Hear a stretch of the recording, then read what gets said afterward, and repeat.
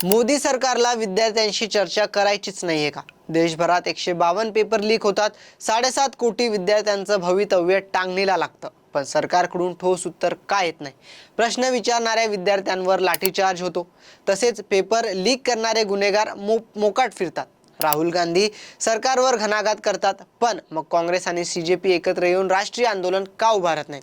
विद्यार्थ्यांच्या प्रश्नांना संसदेत आवाज कोण देणार? सरकार म्हणतं चर्चा सुरू आहे, आंदोलक म्हणतात चर्चा निष्फळ ठरली. मग सत्य कुठे आहे?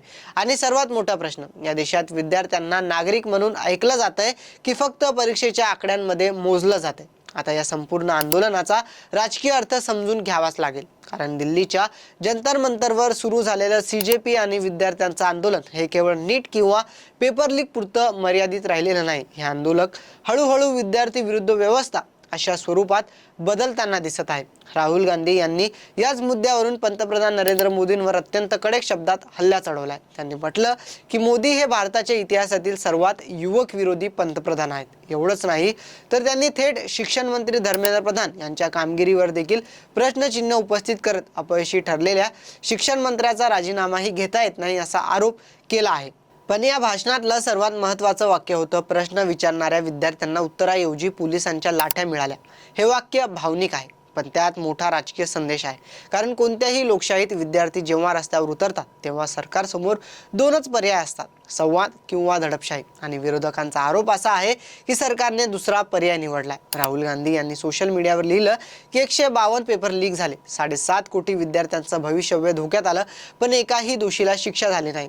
हा आकडा फक्त आकडा नाही, तो सरकारच्या विश्वासार्हतेवरचा प्रश्न आहे. कारण विद्यार्थी विचारत आहेत, आम्ही वर्षानुवर्षे अभ्यास करायचा, लाखो रुपये खर्च करायचे, मानसिक ताण सहन करायचा, आणि शेवटी पेपर आधीच बाहेर पडणार असेल तर आमच्या मेहनतीचं काय? इथे एक महत्त्वाचा मुद्दा येतो की प्रश्न विचारणाऱ्या विद्यार्थ्यांना काठ्या, पण गुन्हेगारांना मोकळं रान का? हा प्रश्न विरोधक विचारत नाहीत, तर अनेक पालक, शिक्षक आणि सामान्य नागरिकही विचारत आहेत. कारण जर पेपर लीक सारख्या गंभीर प्रकरणात दोषींवर तात्काळ कठोर कारवाई झाली असती तर आंदोलन एवढं पेटलं नसतं. प्रियंका गांधी यांनीही सरकारवर जोरदार निशाणा साधला. त्यांनी म्हटलं, विद्यार्थ्यांवर लाठीमार करण्याऐवजी सरकारने स्वतःच्या अपयशी धोरणांचा आढावा घ्यावा. त्यांनी नीट पेपर लीक, परीक्षा रद्द होणं आणि रिनीटमध्ये ही गडबडी या बातम्यांचा उल्लेख करत थेट पंतप्रधानांनी संसदेत उत्तर द्यावं अशी मागणी केली. आणि इथेच आंदोलनाचा पुढचा टप्पा सुरू होतो, कारण हा प्रश्न फक्त शिक्षण मंत्र्यांचा राहिलेला नाही. विरोधक तो पंतप्रधानांनी उत्तर द्यावं या पातळीवर घेऊन गेले आहेत. पण मग एक उलटा प्रश्नही विचारला जातो, काँग्रेस आणि CJP एकत्र का येत नाही? हा प्रश्न महत्त्वाचा आहे, कारण राहुल गांधी आंदोलनाला पाठिंबा देत आहेत, सोशल मीडियावर भूमिका घेत आहेत, सरकारवर हल्ला करत आहेत. पण CJPच्या मंचावर काँग्रेसचं औपचारिक नेतृत्व दिसत नाही. यामागे दोन शक्यता असू शकतात. पहिली, CJP स्वतःला पक्षनिरपेक्ष विद्यार्थी आंदोलन म्हणून सादर करू इच्छित असेल, कारण एखाद्या पक्षाचा शिक्का बसला की आंदोलनाची नैतिक ताकद काही प्रमाणात कमी होते. दुसरी शक्यता, काँग्रेसला विद्यार्थ्यांचा रोष हा नैसर्गिक स्वरूपात वाढू द्यायचा आहे, म्हणजे आंदोलनाचं नेतृत्व विद्यार्थ्यांकडे राहील आणि काँग्रेस बाहेरून राजकीय पाठिंबा देईल.